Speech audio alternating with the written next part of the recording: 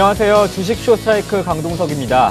악재가 많았던 1월 증시도 끝이 났습니다. 1월 효과는 좀 찾기 어려웠는데요. 이제 2월이 시작됩니다. 기대 많이 해봐야겠죠? 이럴수록 똑똑한 투자 노하우가 필요할 것 같습니다. 오늘 주식 쇼스트라이크에서 그 해답을 찾으실 수 있습니다.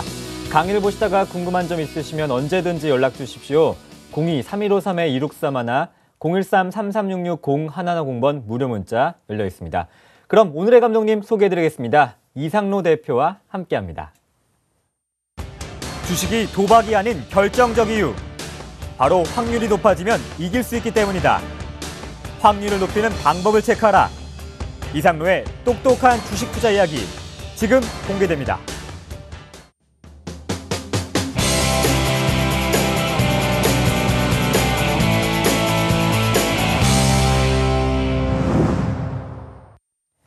네, 이상로 전문가님 안녕하세요. 네, 반갑습니다. 네, 시장 1월은 어쨌든 1961선 약세로 마감했습니다. 지난 시간 복습부터 먼저 해보고 이번 시간 강의 한번 들어볼까요? 네. 저번 시간 같은 경우에 네. 다시 한 번 더 까먹으신 분들도 상당히 많으실 것 같습니다. 일주일이라는 시간이 생각보다는 길거든요. 그래 저번 시간을 한번 복습해서 좀 말씀을 드린다면 일단 저희가 저번 시간에 했던 부분이 뭐였냐면 바로 순매수하고 매매 동향에 대해서 한번 배워봤죠. 그만큼 매매 동향이라는 거. 그래서 순매수 안에서도 우리가 한번 보셔야 되는 게 매수, 매도 해서 매도율까지 같이 한번 알아봤습니다. 그만큼 오늘 되어서 저번 주에 말씀을 드렸던 부분을 다시 한번 더 복습을 해보면요. 순매수가 강한 종목들, 그만큼 매도가 없고 매도율이 낮은 종목군들은 더욱더 강하게 올라갈 수 있다는 거고요. 그만큼 지지 기반이 세다는 것을 의미하겠죠. 그런 종목들 다시 한번 더 보면서 추가적으로 좀 말씀을 드리겠습니다. 네. 그러면 저번 주에 봤던 종목을 같이 한번 보시면 계속적으로 대우조선해양을 말씀을 안 드릴 수가 없는데요. 대우조선해양 같은 경우에 오늘 0.6% 정도 빠지는 모습 나타냈습니다. 하지만 우리가 신규적으로 매수를 언제 했는지 말씀을 드렸을 거예요. 바로 박스권을 돌파하고 난 다음에 이때 공시가 나오면서 신규 세력이 접근을 한다. 그만큼 매도율 자체가 낮게 잡혔다. 그 말씀을 드렸습니다. 여전히 또다시 지지가 나왔고요. 다시 한 번 더 크게 급등을 하면서 오늘은 차익 실현 매물이 약간 나오는 상태, 그렇게 정리를 해드릴 수 있겠는데, 그만큼 지금 조선주 중에서는 대우조선해양이 가장 강력하다고 보시는 게 좋겠습니다. 왜 그러냐? 안에 매도율 자체가 낮기 때문이죠. 그만큼 지금은 신규적인 세력이 들어가서 우리가 어느 정도의 박스권 자체를 뚫었기 때문에 여기에서 추가적인 상승은 확률이 상당히 높다. 이 부분 다시 한 번 더 강조를 해드리겠습니다. 네. 그리고 한 가지 종목 더 보면요. 저번 주에 또 우진이라는 종목을 좀 말씀을 드렸는데요. 우진이라는 종목을 말씀을 드리면서 여기 박스권 돌파를 할 때 보험권에서 신규 매수가 잡혔습니다. 매도가 없습니다. 말씀을 드렸습니다. 여전히 좋은 모습으로 5일선 이평선을 타고 날아가는 모습이 우리를 흐뭇하게 만드는 그런 종목군이 아닌가, 그렇게 좀 말씀을 드리겠고요. 네. 다시 한 번 더 우리가 매도율을 한번 살펴보시면요. 지금 같은 경우에 여전히 순매수 기조는 이어지고 있습니다. 거기에 대해서 당연히 매도 자체는 잡히지 않은 모습을 보실 수가 있을 거고요. 이런 부분은 추가적인 상승이 다변하게 나올 수 있다는 걸 증명하는 게 아닐까요? 다시 한 번 더 우리가 이 부분을 제가 못 찾은 부분도 시청자분들이 집에서 복습하면서 다 이런 종목군 한번 연구해 보시는 시간이 되셨으면 좋겠습니다. 네. 그럼 오늘 어떤 내용을 배우게 되나요? 방금 말씀하신 박스권 매매나 이동평균선 이런 것들을 배우게 되나요? 예, 맞습니다. 네. 지금 오늘 배울 거는요. 바로 확률을 높이는 이평선 매매 그리고 박스권 매매를 한번 알아보도록 하겠습니다. 원래 이평선 매매라든지 아니면 박스권 매매를 나중에 하려고 했거든요. 네. 하지만 우리가 시간이 지나면 사람은 까먹게 되죠. 기억 속에서 잊혀질까 봐 지금까지 배워왔던 거, 공시를 이용한 방법, 그리고 거래량을 이용한 방법, 그리고 캔들을 이용한 방법, 이런 것을 응용을 해서 실질적으로 매매에 어떻게 도움이 되는지를 한번 알아보는 시간 가지겠습니다. 그만큼 우리가 아시다시피 이평선 매매 가장 쉽죠. 하지만 또 한편으로는 가장 손실이 많은 매매 기법이기도 하고요. 그리고 박스권 매매 쉽습니다. 하지만 또 가장 어려운 것이 바로 박스권 매매죠. 그만큼 우리의 판단이 주관적이냐 아니면 객관적이냐, 그리고 어떤 증거를 가지고 매매를 하고 있느냐, 그 확률을 높여주는 시간이 될 거니까요. 눈을 크게 부릅뜨고 좀 더 집중해서 들어주시면 좋겠습니다. 네, 이평선 이야기는 많이 듣지만 막상 실전에 적용하려면 좀 어려운 점도 있습니다. 얼른 강의 들어볼게요. 네, 오늘도 이 시간이 돌아왔습니다. 네. 예, 제가 유머 킹입니다. 네. 예, 위트 킹이죠. 네. 세상에서 가장 잔인한 비빔밥은 뭘까요? 점점 어려워지는 것 같아요, 유머가요. 세상에서 가장 잔인한 비빔밥, 과연 뭘까요? 네, 시청자분들 다 한 번씩 생각을 하셨습니까? 네, 정답은 산채 비빔밥입니다. 네, 그만큼 오늘도. 산채로 비빈다고 해서 산채 비빔밥이고요. 그만큼 일단은 오늘도 여전히 긴장을 푸시고 우리의 마음 안에는 이 단어가 한 개가 있어야 돼요. 네. 릴렉스. 예, 마음을 편안히 가지시고요. 눈만 크게 뜨시고 다음에 기억만, 집중만 하시면 된다는 거. 그리고 펜과 연필은 필요가 없습니다. 귀로 듣고 눈으로 익히시면 되는 거고요. 눈으로 찍을 준비 하겠습니다. 네. 처음으로 우리가 먼저 배열에 대해서 한번 알아보셔야 될 것 같은데요. 우리가 정배열 그리고 골든 크로스에 대해서 정확한 이해를 조금 하실 필요가 있다. 그렇게 좀 말씀을 드리겠고요. 우리가 흔히 정배열이라고 하면 여기 그림에서 나오는 것처럼 5일선, 21선, 그리고 61선, 121선, 뭐 241선도 있겠고요. 아니면 뭐 21일선을 보시는 분들도 있겠고요. 그리고 6일선을 보시는 분들도 있겠죠. 하지만 제가 평균적으로 보는 그런 이평선들을 한번 모아봤고요. 말 그대로 지금은 정배열 상태입니다. 5일선, 단기선이 상향을 이루고 있고요. 그 밑에 바로 21선, 61선, 장기평선 자체가 분포를 하고 있는 배열을 우리는 정배열이라고 하고요. 정배열 같은 경우에는 그만큼 종목이 추가적인 그리고 우상향 패턴을 그리고 있다는 걸 나타내는 그런 표식 중에 한 개라고 좀 생각을 하시면 좋겠고, 자, 우리가 골든 크로스, 골든 크로스, 왠지 어감도 좋지 않습니까? 골드. 골든 크로스 같은 경우에는 정확하게 말씀을 드리면 단기 평선이 장기 평선을 뚫을 때 우리는 골든 크로스가 일어났다고 하죠. 그게 뭐 51선이 21선을 뚫어도 상관이 없고요. 21선이 121선을 뚫더라도 바로 우리는 골든 크로스가 일어났다라고 표현을 하고 있습니다.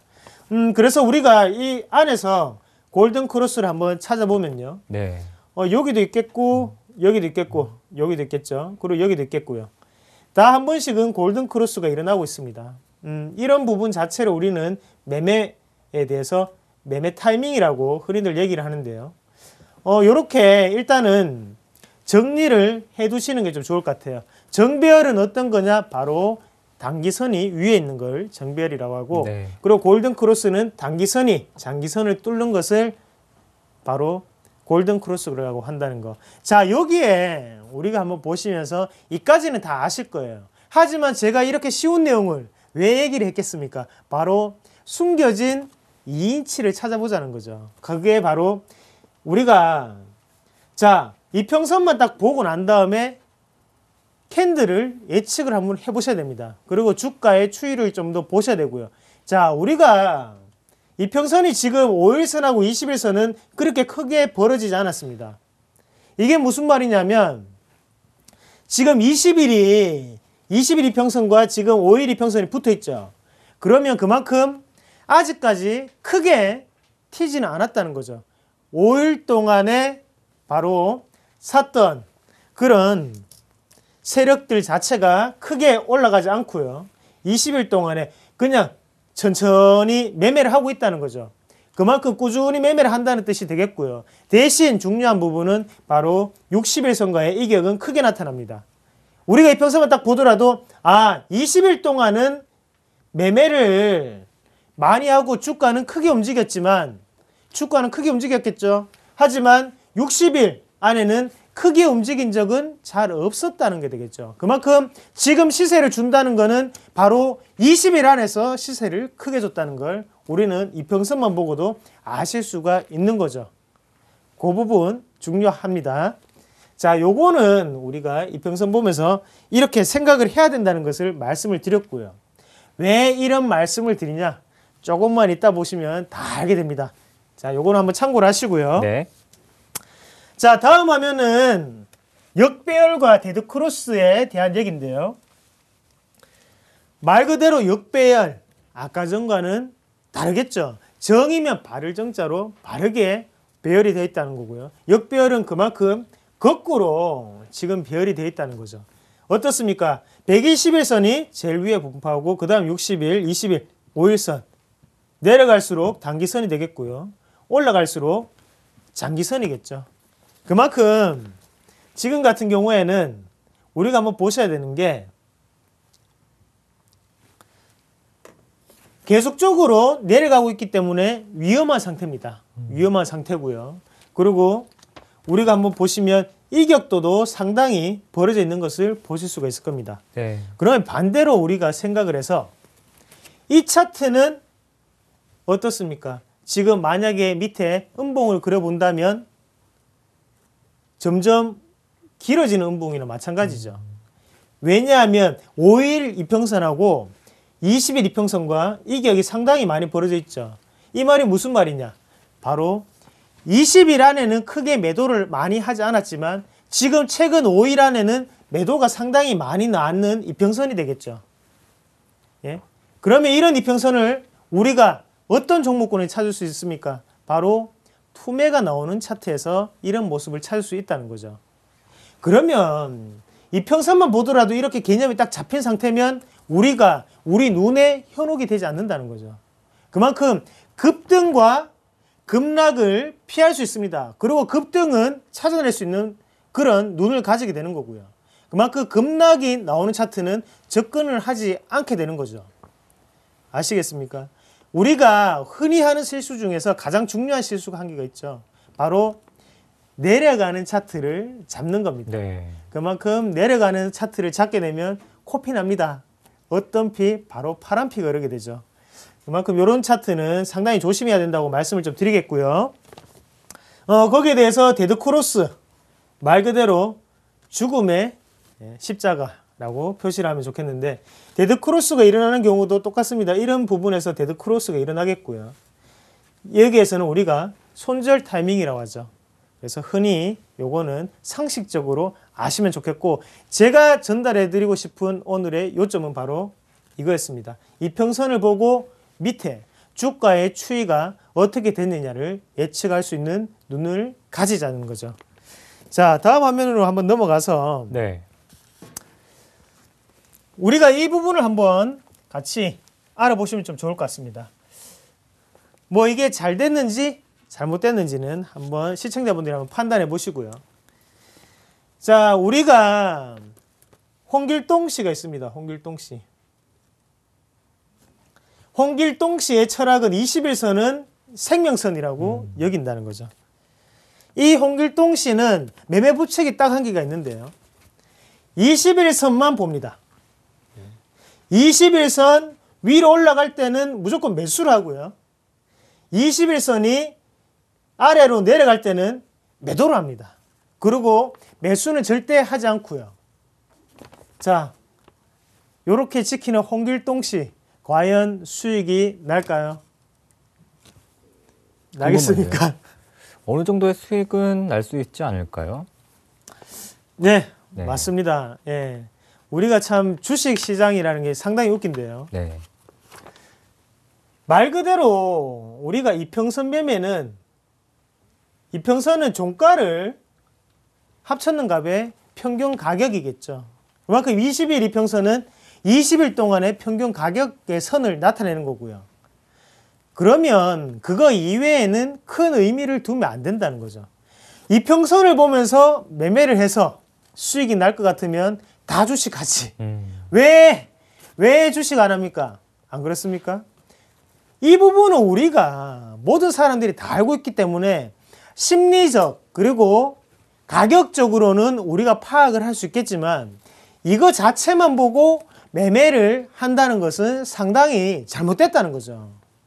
이거는 누구나 다 알 수가 있습니다. 보기만 해도 알겠고요. 그만큼 우리가 그냥 심리만을 나타내는 것 뿐이고요. 21선에 너무 큰 의미를 둘 필요가 없고 이평선에 너무 큰 의미를 둘 필요가 없다는 거죠. 그만큼 그거보다 중요한 거는 바로 부가선이기 때문에 부가적인 부분을 맡고 있기 때문에 이거와 이때까지 말씀을 드렸던 거 그것을 합쳐서 생각을 하신다면 좀 더 확률을 높일 수 있다는 걸 다시 한 번 더 명심을 하겠고요. 절대 이평선만으로는 수익이 날 수가 없습니다. 그렇게 쉽게 돈 버는 게 바로 주식이 아니라는 거죠. 그러면 다음 화면으로 한번 넘어가서 네. 제가 이평선 매매에 대한 오해와 진실에 대해서 우리가 같이 알아보도록 할게요. 우리가 흔히 뭐 책에서 보면 뭐 이평선 매매도 있고 그런데 자는 왜 나와서 저런 말을 할까? 직접 해보셨잖아요. 이평선 매매가 어렵다는 거, 그리고 수익이 나기가 상당히 힘들다는 거. 그러면 우리가 차트를 잠시 한번 보면서 이평선 매매를 한번 알아보도록 할게요. 그러면 네. 뭐 어떤 차트를 한번 볼까요? 삼성전자를 볼까요? 예, 알겠습니다. 삼성전자를 한번 같이 볼까요? 네. 예, 삼성전자의 차트인데요. 자, 21선은 이 선이 지금 21선이죠. 제가 좀 더 굵게 한번 표시를 한번 해보겠습니다. 21선 한번 좀 더 굵게 표시를 한번 해보면요. 네. 지금 같은 경우에 노란 굵은 선이 21선입니다. 네, 노란 굵은 선이 21선입니다. 홍길동 씨가 되어 보겠습니다. 자, 내려오는데 돌파를 하고 있습니다. 맞죠? 네. 사야겠죠? 자, 근데 또 다시 다음날 내려왔습니다. 다시 팔아야겠죠? 네. 이럴 경우는 누가 이득입니까? 바로 증권사가 이득입니다. 왜냐하면 매매 수수료는 팔고 사는데 벌써 빠져나갔죠. 그 다음에 내려왔습니다. 또다시 이평선을 돌파하는 걸 봤습니다. 네. 매매가 성공을 했는 부분을 분명히 보실 수가 있겠고요. 자, 여기서 매도를 한다고 하더라도 당연히 수익이 났습니다. 네. 이번에는 성공했습니다.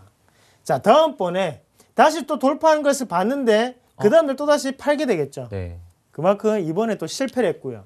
올라가서 샀는데 내놓으면 본전이죠 또. 그만큼 21선은 그냥 21선일 뿐이라는 거죠. 시청자분들이 너무 의미를 두실 필요가 없다는 겁니다. 대신 시청자분들의 머리가 훨씬 똑똑하다는 겁니다. 자, 그럼 우리가 이평선에 대한 오해와 진실에 대해서 다시 한 번 더 돌아가서요. 설명을 좀 드릴게요. 네. 자, 1번부터 한번 해보도록 하겠습니다. 이평선을 보면서 손절매 확실히 한다. O입니까? X입니까? 확실히는 아닌 것 같은데요. 맞죠? 네. 방금 홍길동 씨의 사례를 통해서 우리가 이거는 답이 아니구나 라는 것을 아실 수 있겠고요. 아직까지 이렇게 하시는 분들 많으세요. 자, 절대 이 방법은 좋은 방법이 아니라는 거 제가 방금 증명을 통해서 보여드렸습니다. 자, 매매 동향을 확인한 후 매매를 한다. 네, 요거는 옵니다. 왜냐하면 네. 한 개라도 자기가 객관적인 증거죠. 객관적인 증거를 보고 난 다음에 투자를 하기 때문에 이것은 O라고 할 수 있겠고요. 절대적인 기준은 아니란 네, 말씀이시죠? 맞습니다. 대신 요거 한 개만 또 보면 안 되겠죠. 네. 대신에 이평선과 매매 동향을 확인한 후에 자기 매매를 한다는 거죠. 네. 그러면 분명히 그거는 가치가 있는 일이라는 거. 그리고 변동폭을 고려하여 이평선 매매를 한다. 자, 우리가 흔히 변동폭 자체를 생각을 안 하시는 분들이 상당히 많으신데요. 변동폭은 뭐냐면 주가를 우리가 한번 같이 보시면요. 네. 삼성전자의 평균 변동폭에 대해서 우리가 한번 같이 알아보도록 할게요. 만약에 삼성전자 차트가 있으니까요. 말 그대로 하루에 얼마만큼 움직이느냐거든요. 평균적으로 얼마가 움직이느냐. 그러면 이날은 고가 저가 대비해서 변동폭 자체는 한 3% 정도가 나타났고요. 네. 그 다음날 같은 경우에도 고가 저가를 대비해서 한 2% 정도가 되죠. 그리고 뭐 이렇게 날짜를 좀 건너뛰어서 한번 같이 보시더라도 뭐 고가 저가 고려해서 한 또 3% 정도가 좀 넘는 네. 그런 변동폭이 나타났고요. 평균적으로 지금 같은 경우에는 삼성전자 같은 경우에는 3% 정도가 변동폭이 나타나고 있습니다. 2%에서 3%. 자, 2%에서 3% 정도를 변동폭을 보이는 그런 삼성전자인데요. 근데 우리가 하루에 3%가 왔다 갔다 하는 종목입니다. 만약에 삼성전자. 근데 우리가 손절선 같은 경우를 나는 3%가 빠지면 팔아야지. 아니죠. 네? 하루 만에 3%가 왔다 갔다 거리는데 그날 샀는데 3%가 빠졌다고 팝니까? 아니라는 거죠. 손절선을 정하고 이평선 매매를 만약에 한다면 3%가 왔다 갔다 거리는 종목군 같은 경우에는 3%가 아니라 3%보다 이상 뭐 4%라든지 아니면 5%를 잡아야겠죠. 네? 하루에 사서 그날 판다는 거는 삼성전자 같은 종목을 그렇게 한다는 거 의미가 없다는 거죠. 네? 자, 하루에 변동폭이 만약에 10%가 나는 종목군이 있습니다. 근데 이 종목군 같은 경우에 리스크를 관리를 한다고 나는 3%가 빠지면 팔아야지. 장중에 샀다가 팔죠. 네. 그러면 누가 좋다고요? 증권사가 좋습니다. 수수료는 어차피 빠지니까요. 시청자분이 그리고 우리 개미들이 좋은 방향을 선택을 하셔야 된다는 거예요. 그러면 5%의 변동폭이 있는 종목군 그리고 이평선 매매를 하게 되었습니다. 그럴 때 7%를 손절 선으로 잡는다면 할만하죠. 하루 동안 위에서 밑에까지 내가 가장 꼭대기에서 잡았더라도 5% 빠졌는데 다음날 다시 올 하루의 기회가 더 있다는 거죠. 하지만 그런 것을 고려 안 하고 사면 안 된다는 것을 말씀을 좀 드리고 싶었고요. 네. 그래서 지금 같은 경우에는 그런 방법을 조금 연구를 하면서 매매를 한다는 거, 그건 괜찮다는 걸 다시 한번 말씀을 드리겠고요. 주관적인 생각을 토대로 지지가 나올 것이라 예상하고 매매를 한다. 주관적인 생각은 절대 안 됩니다. 네. 주관적인 생각은 절대 안 됩니다. 우리가 왜 도박을 하지 말라고 합니까? 도박은 주관적인 생각이 들어가기 때문이죠. 주식은 투자입니다. 투자를 하기 위해서는 객관적으로 볼 수 있는 거, 그리고 우리가 여러 가지 규칙을 찾아내서 거기에 대해서 연구하고 그 결과치를 토대로 투자를 한다는 거지, 절대 여기에서 이평선 지지가 나오겠구나 생각하고 매매는 절대 하시면 안 된다는 거죠. 여기에 있는 것만 참고로 하시더라도 시청자분들 계좌에 마이너스는 조금 더 줄어들지 않을까 그렇게 생각을 좀 하고요. 네. 다음에 박스권 매매에 대해서 좀 알아볼 텐데요. 말 그대로 박스권입니다. 박스권. 우리가 흔히 박스권 매매가 지금 여기 나오는 화면처럼 여기는 매도를 하고요. 네. 여기에서는 매수를 한다는 거죠. 네. 그리고 이 옆에는 바로 박스권 추세 매매라고 하는 그런 기법이고요. 그러면 우리가 박스권 매매를 하기 위해서는 당연히 주가를 이해를 해야겠죠. 어디가 과연 박스권의 저점인지, 어디가 바로 박스권의 고점인지를 인식을 하셔야 된다는 겁니다. 그거는 그러면 어떻게 그 능력을 만들까요? 바로 주가를 계속적으로 봐야겠죠. 보고 연구를 하셔야지 하단 그리고 상단이 보인다는 거죠. 하지만 우리가 여기에서 주의해야 할 점이 한 개가 있습니다. 이 박스권이 유지된다는 것은 그만큼 기업의 펀더멘털적인 가치가 변하지 않는다는 거죠. 변하지 않았을 때 박스권 매매는 가능한 거고요. 만약에 우리가 기업의 펀더멘털적인 가치가 변했습니다. 어떤 말이냐면 실적이 안 좋아졌거나 아니면 지금 투자를 하지 못해서 힘든 상황, 그리고 경쟁력이 약화된 상황이에요. 그럴 경우에 박스권 매매는 힘들다는 걸 말씀을 드리고 싶다는 거고요. 박스권 매매를 할 때 가장 중요한 부분은 바로 기업이 재무가 아니면 펀더멘털적인 가치 아니면 성장성이 변했는지 안 변했는지를 확인을 하셔야 된다는 거고요. 자, 그러면 추세대로 올라가는 매매도 또 있는데요. 고점에서는 매도, 그리고 저점에서는 매수죠.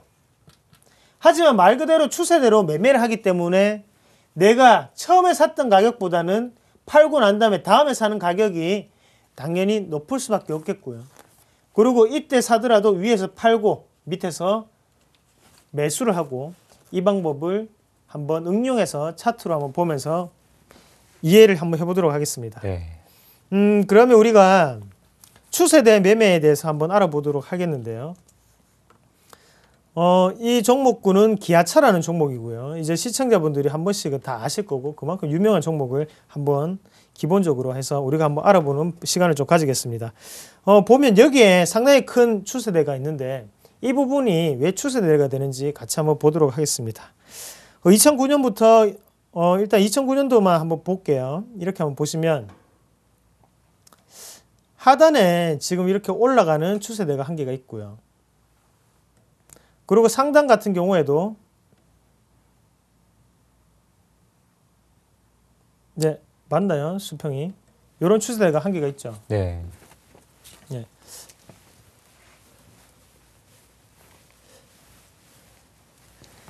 이런 추세대가 있을 때, 자, 매수를 한다는 거고, 그다음에 올랐을 때 매도를 한다는 거고요.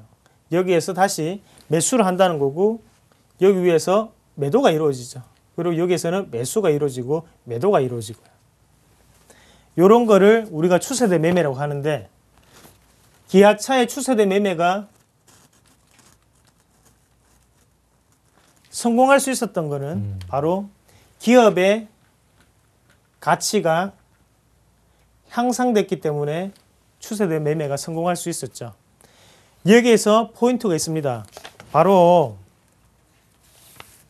지금 같은 경우에 박스권 매매를 할 수 있는 이유는 기업의 가치가 변하지 않았을 때가 가능한 거고요. 추세대 매매를 하기 위해서는 중요한 부분은 바로 기업의 가치가 상승했을 때를 뜻하는 거겠고요. 그리고 만약에 하락하는 이런 추세대를 보신다면 기업의 가치가 하락한다는 거겠죠. 그게 무조건 기본이 돼야 된다는 것을 시청자분들이 아시면 좋겠고요. 그리고 우리가 다음 화면을 한번 넘어가서 네. 그러면 이렇게 박스권을 어떻게 만들까 한번 보시면요. 지금 그림의 차트에 한국타이어라는 그룹이 있습니다. 이렇게 크게 우리가 그냥 한번 보시면 박스권 자체가 지금 유지가 되고 있는 상태인데요. 요거까지는 지금 한 50명 정도가 아시는 것 같아요. 농담이고요. 한 50% 정도는 아시는 것 같은데 딱 보더라도 이 추세대는 대충 아시겠죠. 자, 여기에서 우리가 보시면 4만 원이고 네. 위에는 5만 원입니다. 이 박스권이 상당히 길죠. 박스권이 상당히 길죠. 그리고 왜 이게 박스권이 될까? 아직까지 모르시는 분들이 나머지 50%를 위해서 제가 친절하게 한번 그어봤습니다. 자, 여기는 이렇게 내려가겠죠. 내려갔다가 다시 올라오는 것을 보실 수가 있겠고요. 내려갔다가 다시 갔다가 지금 요런 이렇게 되는데요. 요렇게 줄 한 개만 더 끄더라도 제 마음이 삐뚤가 봅니다. 줄이 똑바로 안 가는데 어떻습니까? 요렇게 밑에 하단에 또 박스권 한 개가 만들어졌고요. 상단에 박스권이 또 한 개가 만들어졌죠. 이렇게 딱 보더라도 이 정도의 추세는 그리고 박스권을 자기 눈으로 표현을 할 수 있어야 된다는 거죠. 이런 부분을 조금 말씀을 드리고 싶었고 이제 나머지는 시청자분들의 몫입니다. 아무 차트나 보시고 난 다음에 거기에 대해서 한번 추세 그리고 박스권을 한번 만들어 보시는 그리고 실시간으로 그런 부분이 중요하다는 거 좀 아시면 좋겠고요. 그리고 우리가 이 화면을 한번 같이 보시면 네. 다른 이제 박스권을 돌파하는 모습을 우리가 같이 보실 수가 있겠는데 1번은 많이들 보셨을 겁니다. 바로 N자형인데요. 그리고 2번 같은 경우에는 한 번에 페이크가 들어가고 난 다음에 다시 올라갔다가 올라가는 차트죠. 그리고 세 번째는 계속적으로 상단을 때리다가 이렇게 올라가는 차트고요. 네 번째는 바로 삼각 수렴 형태죠. 무슨 말이냐? 저점은 계속적으로 높아지는 상태고요. 대신 고점은 똑같이 그리고 강하게 돌파를 한다는 거고요. 이런 부분 어떤 차트를 보면서 한번 우리가 알아보냐면 이렇게 그림만 보면 다 이해들 다 하십니다. 예. 그래서 제가 또 그림을 좀 준비를 했는데요. 일단 2번부터 한번 같이 보도록 할게요. 네. 2번 보면 특징을 조금 파악을 하셔야 돼요. 박스권 상단에 되었다가 지금은 잠시 빠지는 척 우리에게 페이크를 줬다가 다시 올라갔다가 그냥 가는 차트죠. 이런 차트 한번 같이 보도록 하겠습니다. 우리가 이런 차트를 한번 찾아볼게요. 어떤 종목이 있을까요? 예, 바로 요거는 청정원으로 유명한 대상이라는 종목을 우리가 같이 보면서 말씀을 좀 드릴게요. 네. 대상이라는 종목 우리가 한번 같이 보시면요. 이게 언제 나타나냐면 5월부터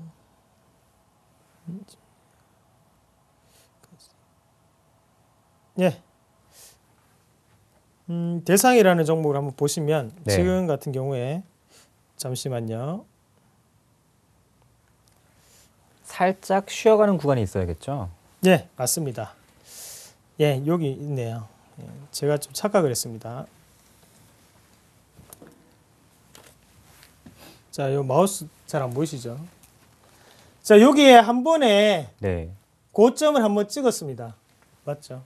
그리고 난 다음에 내려갔다가 다시 한 번 더 찍는 모습 보실 수가 있을 거예요. 그리고 다시 주가는 내려가죠. 아, 뚫기를 실패했구나. 하지만 다시 한 번 더 찍고 난 다음에 다시 우리에게 또 실망감을 안겨줍니다. 또 다시 내려가는 모습 보실 수가 있겠고요.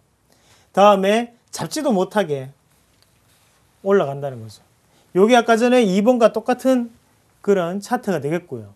이것을 보시더라도 아, 그때 이상로가 가르쳐준 2번과 똑같은 차트구나 라고 응용을 하실 수 있어야 된다는 거고요. 네. 자, 그러면 다시 우리가 화면으로 들어가서 올라갔다가 꺼졌다가 올라갔다 이렇게 가죠. 갔다가 올라갔다가 다시 살짝 꺼졌다가 가는 거. 마지막에 여기서 N자형 파동을 안 그렸다는 것 뿐이지 똑같이 다시 한 번 더 눌렸다가 곧장 올라간다는 걸 다시 한 번 더 좀 기억을 하시고요. 네. 그리고 우리가 한번 다시 한번 보셔야 되는 게 실질적으로 솔직하게 말씀을 좀 드리면요. 3번과 4번은 잘 없습니다. 왜 그런 말씀을 드리냐면 자, 우리가 아까 전에 우리가 그 다음 화면이었는데 한국 타이어도 똑같이 한번 볼게요. 네. 위에 한 번, 그리고 두 번, 그리고 세 번, 네 번을 치죠. 네 번을 치지만 결국에는 미끄러진다는 거죠. 왜 미끄러지느냐? 못 뚫는다는 것을 알기 때문에 그만큼 투자 심리 자체가 악화됐다는 거예요. 그만큼 큰 폭락을 낳을 수밖에 없겠고요. 봉을 자세히 보시더라도 대부분 다 파란색입니다. 그만큼 파는 세력이 많다는 거고요. 이 부분을 인식을 하시고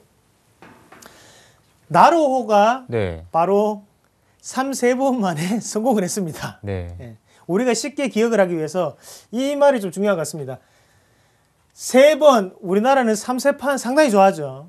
3번 만에 뚫으면 가능하고 4번 만에 뚫으면 그래도 한 번쯤 지켜볼 수 있고, 근데 4번째도 못 뚫었다.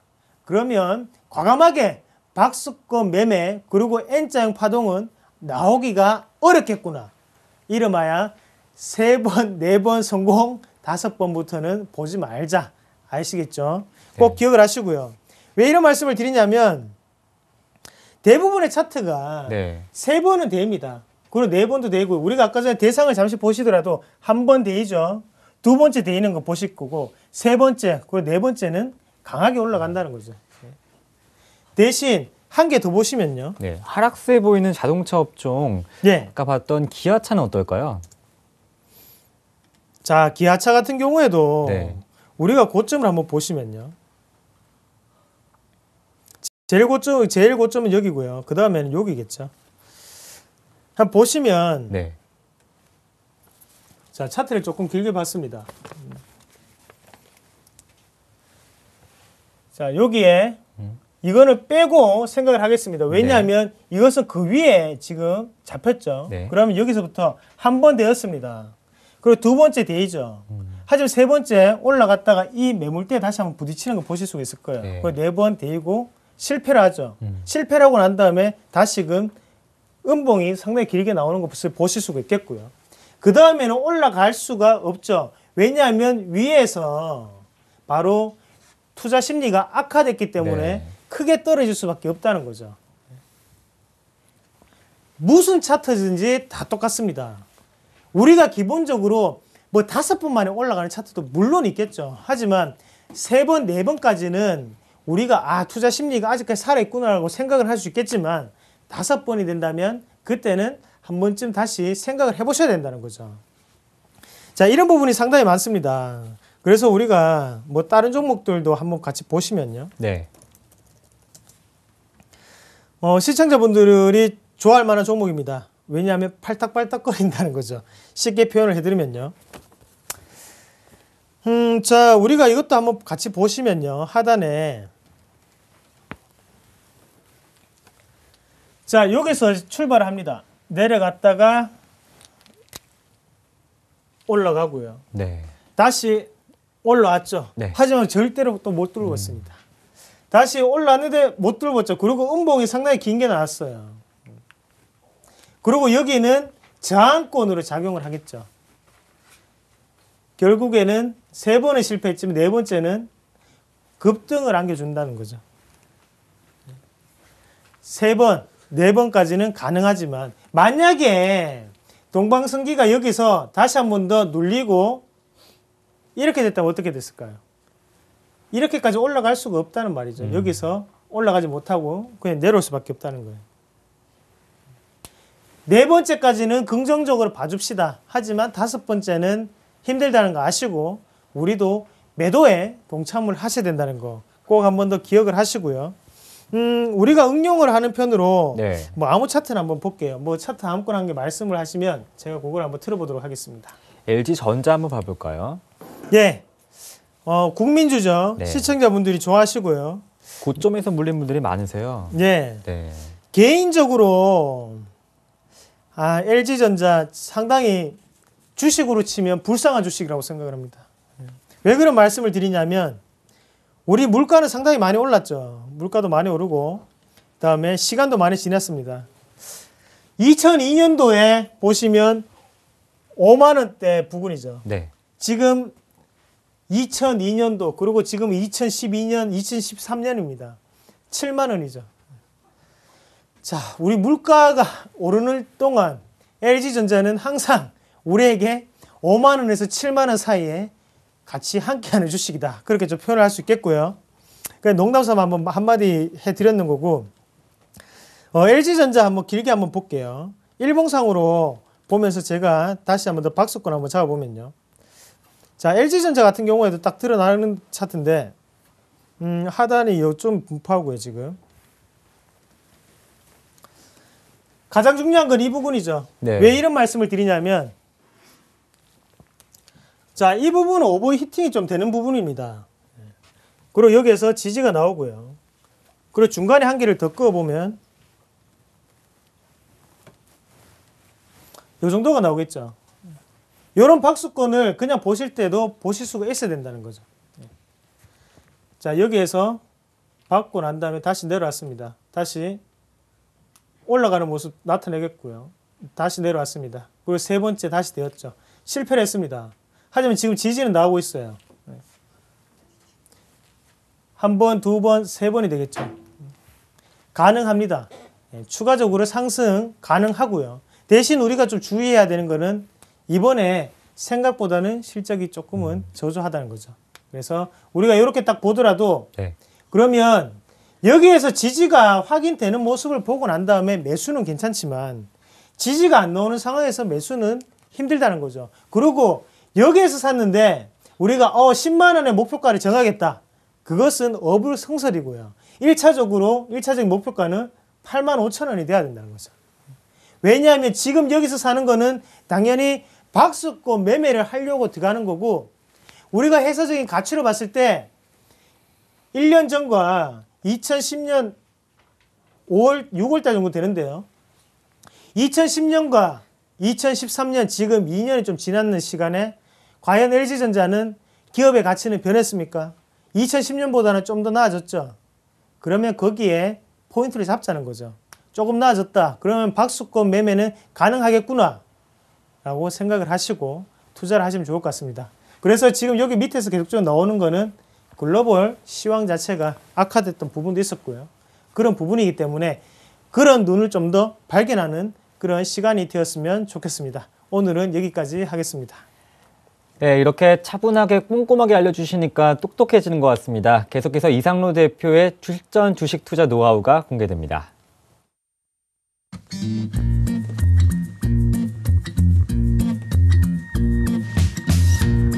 He's never been lonely. She takes his hand and all his troubles step aside. He's never felt like this before. He liked to try. Oh, let yourself in. It's all he's thinking about. Let yourself in. And now he's singing out loud. Ooh, I'm feeling like my life has just begun. And I'm feeling fine. Well, I feel so alive. Singing. Ooh, I'm feeling like my life has just begun. And I'm feeling fine.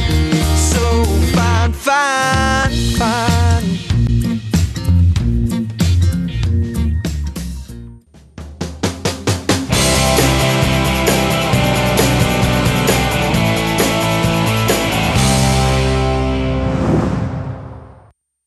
네, 이어서 이상로 전문가의 실전 전략을 들어보겠습니다. 2월 시장은 어떻게 보시는지요? 1월과 비슷한 흐름이 유지될까요? 예. 지금 중요한 부분이 바로 있죠. 일단 미국과 중국 그리고 일본 여러 글로벌 나라들은 날아가고 있습니다. 날고 있습니다. 하지만 국내 증시 왜 이럴까요? 자, 이 디커플링 현상이라고 하는데요. 탈동조화죠. 그런 부분 다시 6월 달에는 리커플링, 다시 커플링이 될 확률이 높다고 저는 좀 생각을 하고요. 일단은 우리나라의 수급적인 부분을 한번 확인을 한번 해보시더라도 현재 연기금의 지금 매수세가 조금 더 중요하게 여겨지는 시간입니다. 그만큼 지지선 자체를 연기금이 잡아주고 있는 거고요. 연기금 자체 매수 금액은 아직까지 많죠. 그런 부분에서 우리가 지수의 방어적인 역할을 꾸준히 하고 있는 모습을 아실 수가 있겠고 오늘의 하락세의 원인은 외국인도 물론 있겠지만 투신권의 영향이 조금 더 컸다고 보실 수 있겠습니다. 그래서 지금 같은 경우에는 외국인이 우리가 이 부분을 아셔야 되는데 외국인이요. 지금 계속적으로 선물은 사고 있습니다. 왜 선물을 살 수밖에 없냐 하면 3조 5천억 가까이 선물 매도세를 보였었죠. 하지만 3일 만에 다시 한번 2조 5천억까지 주는 모습 나타냈고요. 그만큼 선물을 사기 위해서는 현물을 팔아야겠죠. 이런 부분이 작용을 한다는 거죠. 그래서 1월 31일 오늘까지는 우리에게 암울한 코스피가 아니었나 그렇게 말씀을 드릴 수 있겠지만 6월 달에는 좀 더 희망차다고 좀 말씀을 드릴 수 있겠습니다. 그리고 지금 세계 증시를 좀 보시는 게 좀 중요한데요. 미국의 물론 경제 지표가 긍정적으로 나타나고 있습니다. 하지만 그 안에는 바로 실적이 동반이 된다는 거죠. 하지만 한국 같은 경우에는 실적적인 분위기가 이어지지 않는 바 거기에 대해서 주가는 추가적인 하락세에 나타난다고 보시는 게 좋겠고요. 하지만 2월달 그리고 2월 말이 넘어가면 그때는 또다시 기대감에 부푸는 시장이 오게 되죠. 그럴 때 한국 증시는 다시 한 번 더 갈 수 있는 탄력을 가질 것이다. 그러면 2월 달에 어떤 업종이 강세를 보일까는 바로 외국인과 기관의 답이 있는데요. 우리가 외국인과 기관의 수급을 같이 보면서 추가적인 설명을 좀 드리면요. 외국인 같은 경우에 우리가 좀 보셔야 되는 게, 자, 전기전자 같은 경우에는 어느 정도 오늘 낙폭과대에 대해서 이때까지 매도를 많이 했기 때문에 샀다고 표현할 수 있겠지만 꾸준히 매수를 하는 것은 바로 금융업종입니다. 금융업종을 2월 달에는 좀 더 보셔야 된다고 말씀을 드리겠고요. 항상 말씀을 드리지만 금융업종이 실적이 안 좋은 거는 누구나, 그리고 주식을 하는 사람들 누구나 다 알고 있습니다. 하지만 외국인이 사는 이유는 당연히 글로벌 증시가 좋아진다는 것에 베팅을 한다는 거고요. 그리고 기관의 수급을 좀 더 확인을 해보시면 금일 같은 경우에 운수장비업종 낙폭과대에 대해서 투자를 했고요. 대신 눈에 띄는 종목들이 유통업종, 그리고 전기가스, 통신, 서비스 등이 있죠. 자, 내수주에 강력하게 베팅을 하고 있다. 말은 무슨 말일까요? 실적이 안 좋기 때문에 지금 같은 경우에는 국민들의 소비를 촉진시키는 종목군들의 패션, 그리고 유통, 소비 이런 종목군들을 한 번 더 보셔야 된다는 거 꼭 기억을 하시고요. 그만큼 내수주, 그리고 한 가지 더 본다면 금융업종 좀 더 확실하게 보시자. 그렇게 정리를 해드리겠습니다. 네, 이상로 전문가와 함께했습니다. 강의 잘 들었습니다. 고맙습니다. 1월 31일 주식쇼 스트라이크였습니다. 저희는 2월에 뵙겠습니다. 시청해주신 여러분 고맙습니다.